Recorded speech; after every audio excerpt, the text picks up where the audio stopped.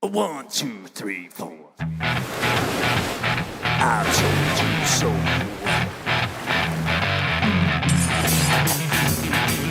I told you.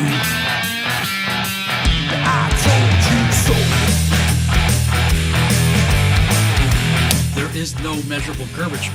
Almost everything we've been told is the exact opposite. It is really intriguing that they're bringing up, the danger of being science deniers. Here's the thing. I'm not a science denier. I don't know any flat earthers that are. We're scientism deniers. It's just people stopping and being curious and actually questioning things around them, and I think it's brilliant. So our journey to Flat Earth actually started in high school in the late 1990s. We need to just understand that it's all from the Creator. The Bible is a flat earth book from cover to cover. So activism is getting the truth out there. Remember when I told you that NASA was full of lies? Could flat earth be dangerous to society? What happens to medicine? What happens to technology? What happens to civilization as we know it? A lot of the work that you guys are doing has shown evidence that the Earth is flat and you can see too far. Remember when I told you about 432? So the heliocentric model is the most important lie that they have to keep us controlled. We should be looking at over 34 feet of curvature at 9.6 miles, and there is exactly 0.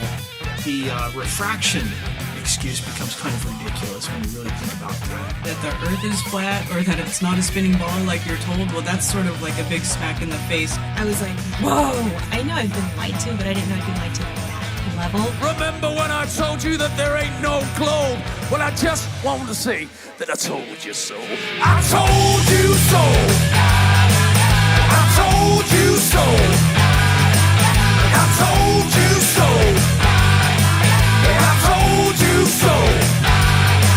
Yeah. I work as a scientific officer at the National Space Research and Development Agency. NASA will fake curvature. There's a couple of ways that they do it. One of the most common way is using a fisheye lens. If the Earth is a globe floating and flying through space, then we would have real photographs. A pressurized system can't be right up against the vacuum of space without some barrier. Remember when I told you about gravity? Remember that? Yeah, when you look at all this stuff, you realize, hey, where are these satellites? What amazed me was the lack of evidence that the Earth is actually moving. It's never been proven. I told you so. I told you so. I told you so. I told you so. Yeah. When we did that, we got a more than 1 degree variance on that rotational rate. And that right there puts an end to the debate, the dispute about what we measured. It absolutely was not Earth rotation. Are you really sitting down with this mathematical formula and figuring out what you got to do? And the heat of battle? The answer is no. It just doesn't exist. There's no such thing as Coriolis.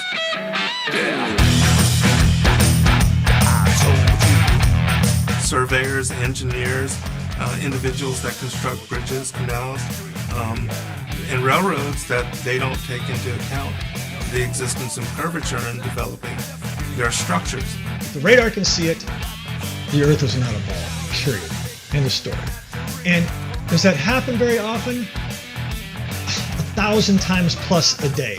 Socrates is on his deathbed and he's about to drink the cup of poisoned hemlock, and he looks to his disciples and to the Pythagoreans present and says, this is, by the way, guys, the Earth is a globe, and then he drinks it and he dies.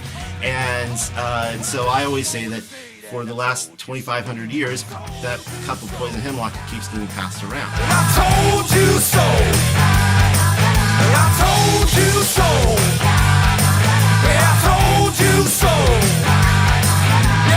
The point is in the middle, at that distance, the bulge is 210 feet. My best friend of 14 years, boom, we are no longer friends anymore because of Flat Earth. I told you so.